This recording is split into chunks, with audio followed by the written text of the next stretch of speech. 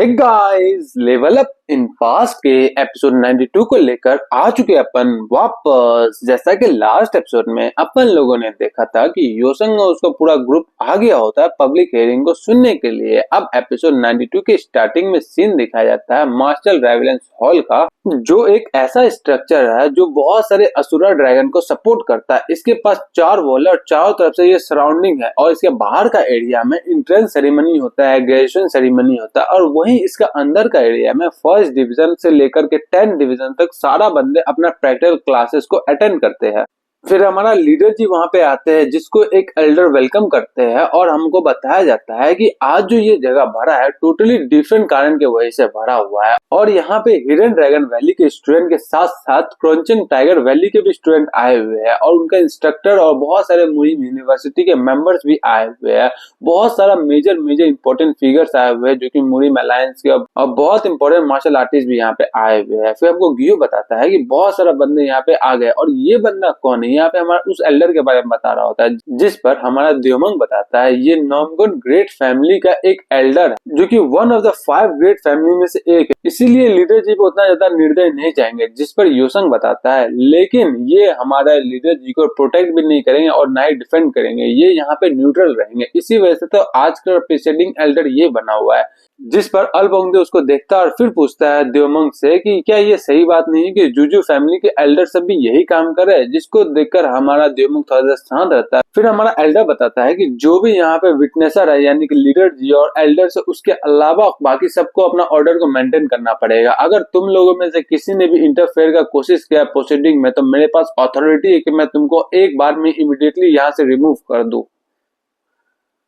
जैसे ये बात बोलता है वैसे पूरा माहौल एकदम शांत हो जाता है और एकदम हवा एकदम सफोकेटेड लगने लग जाता है। फिर थोड़ा देर बाद वापस से खुसर फुसर स्टार्ट हो जाता है जिस पर यूसन सोचता है कि वो तो इसे खुसर फुसर को शांत नहीं कर पाएंगे क्योंकि आज का जो बात चल रहा है वो हमारे लीडर जी का फाइनल मीटिंग भी हो सकता है। यहाँ पे हमारे लीडर जी दिखाया जाता है जो कि एकदम शांत होकर बैठे हुए रहते हैं। बहुत ज्यादा रिडिकुलस एक्ट भी माना जा सकता है। फिर पीछे से एक बंदा बताता है क्या कि मैंने सुना है कि जितने भी शैडो रेजिमेंट के मेंबर्स है सारे यहाँ पे आ गए तो लवलेस अभी तक आया क्यों नहीं? क्या यहाँ पे काउंसिल ऑफ एल्डर का जो लीडिंग मेंबर है उसको जल्दी नहीं आना चाहिए था? क्या ही कर रहा है? जिसे दूसरा बंदा बताता है क्या कि ये देख के तुम ये बोल नहीं सकते हो कि वो लोग लीडर जी को बहुत ज्यादा कम समझ रहे हैं, जिसके बाद से पूरा कन्वर्सेशन इसी बात पे चलने लग जाता है क्योंकि अलायंस लीडर एकदम बीच में बैठे होते हैं, वो भी चेयर ऑफ ट्रूथ के सामने में, और वहीं पे लवलेस अभी तक आया भी नहीं होता, उसका चेयर खाली होता है जो कि दिखाता है कि लवलेस का प्लान ऑलरेडी स्टार्ट हो चुका है। फिर आगे बताया जाता है कि योसंग और लवलेस का जो कन्वर्सेशन था वो भी लवलेस का प्लान का एक हिस्सा था जिसकी वजह से वो लीडर जी को नीचा दिखा सकते हैं। योसंग ये परेशान हो जाता है, देखता है कि लवलेस का कुर्सी अभी तक खाली होता है। योसंग गुस्सा होकर सोचता है जाहिर सी बात है लवलेस का प्लान था, ये प्लान बहुत ही अच्छा था। ये इस प्लान से पता चलता है कि वो हमारे लीडर जी से बहुत लंबा समय से ग्रज पाले हुए थे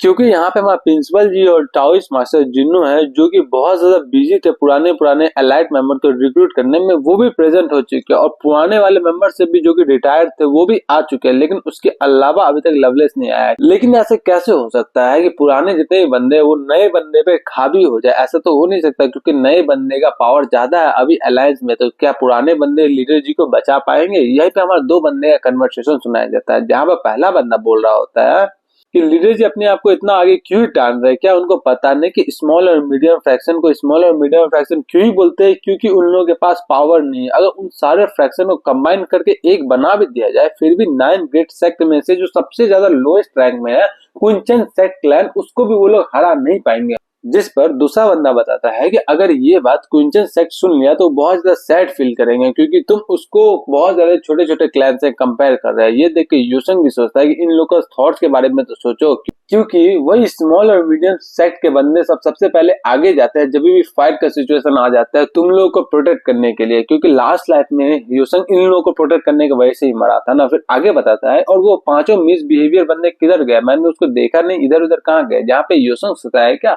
कि हम लोग यहाँ ऊपर में है, जिसपे दूसरा बंदा बताता है कि 5 मिसशिप क्या तुम किसके बारे में बात कर रहे हैं? यहाँ पे हमारे यूसंग, गिहू, अल्बोंगदे, द्योमंग और सोसो डार्लिंग के बारे में बात कर रहा होता है। जहाँ पे पहला बंदा बताता है कि हाँ उसमें से एक बंदा तो हमारे लीडर जी का डायरेक्ट डिसाइपल है जिसने अपना एक आर्म जापानीज इन्वेजन के टाइम पे खो दिया था। क्या नाम था उसका? गिहू, हाँ गिहू ही नाम था ना उसका। जिस पर दूसरा बंदा बताता है कि लगता है उन लोगों ने पहले ही सोच लिया है कि आज लीडर जी का काम खत्म हो जाएगा, इसलिए वो लोग यहाँ पे आए नहीं। ये सुन के यूसुफ भी बहुत ज्यादा गुस्सा होकर बताता है क्या मतलब, इन लोगों को क्या पता नहीं कि कहाँ पे क्या ही बोलना चाहता है। फिर जिस पर ग्यू बोलता है क्या लगता है हेयरिंग खत्म होने के बाद हम लोग को इन लोगों को कुछ सबक सिखाना चाहिए, क्या बोलते हो चलेंगे क्या वहाँ पे। जिसपे यूसुफ बोलता है कि हाँ मजा ही आएगा, चलेंगे एकदम, लेकिन तुम अपना गार्ड डाउन मत कर लेना क्योंकि ये लोग बहुत बटा बटा कर रहे हैं, इसका मतलब ये नहीं कि ये स्ट्रांग नहीं है।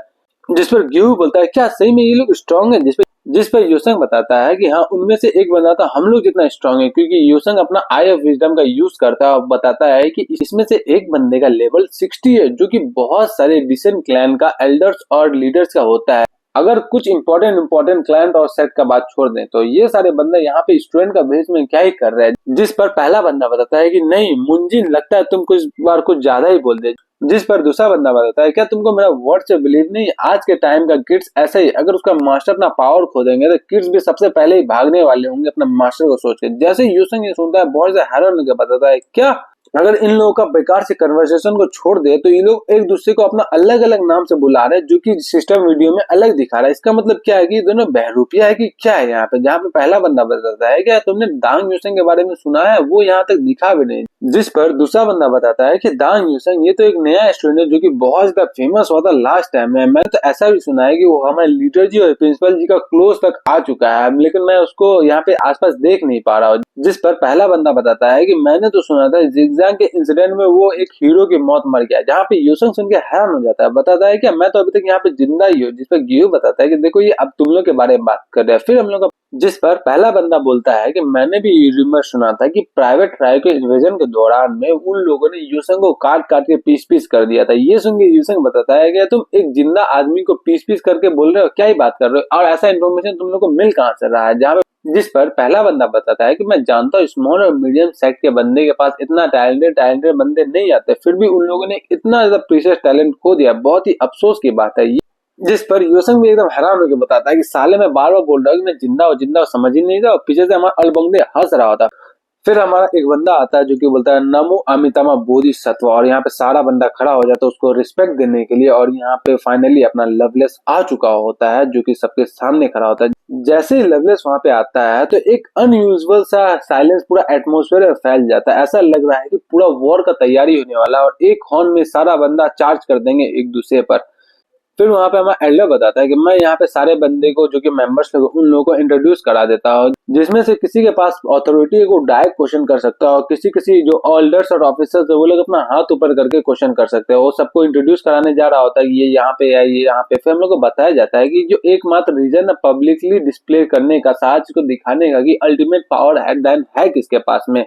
मैंने तो यही सोचा था, लेकिन अब मेरे को लगता है कि अलग ही चीज है। यहाँ पे दोनों नीचे वाले बंदे को देखता है, बताता है अब मैं ध्यान से देखूं कि इन दोनों बंदे के अलावे बहुत सारे ऐसे ऐसे न्यू बंदे हैं जिसको हमारा एल्डर तो उसका नाम से बुला रहे हैं, लेकिन सिस्टम विंडो का जो नाम है और उसका खुद का नाम है वो अलग अलग है। इसका क्या ही मतलब है। जिसमें यूसुफ शांत होकर देखने लगता है। जिस पर अलबंदे बताता है कि वो जो ब्लैक कलर का बंदा था जो हमेशा टकलू के साथ रहता था वो गया तो गया किधर। ये सुन के यूसुफ भी हैरान हो जाता है। उस लीडर टू को देखता है कि लीडर टू सही में यहाँ पे नहीं है, और यहाँ पे हमारा वापस से स्टार्ट किया जाता है पब्लिक हियरिंग को। तो लवलेस बताता है कि चलो यही टाइम है अपना फाइनली इस मीटिंग को ऑफिशियली अनाउंस करने का।